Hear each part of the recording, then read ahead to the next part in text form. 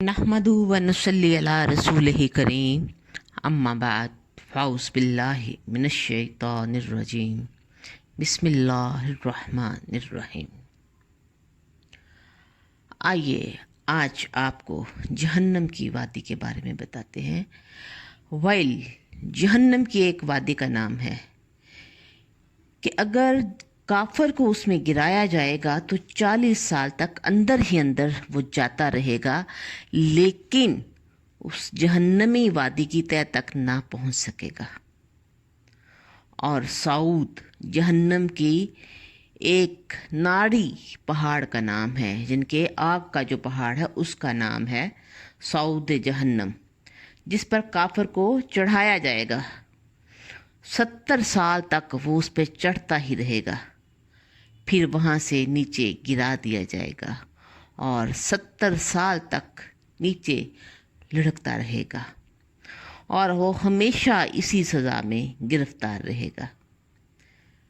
ये हदीस तिरमिज़ी में वारिद है, लेकिन इमाम तिरमिज़ी रहमुल्लाह इसे गरीब कहते हैं।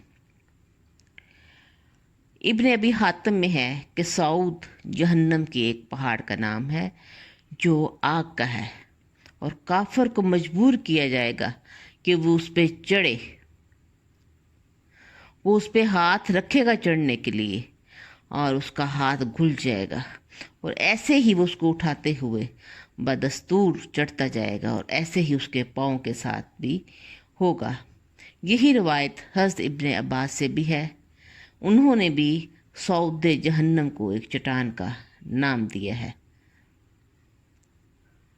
जहन्नम की होलनाकियाँ और खौफनाकियाँ इतनी ज़्यादा है कि अगर हम सब लोग उसको सोचें और उसके बारे में बात करें तो बेसाख्ता हमारे रोंगटे खड़े हो जाते हैं।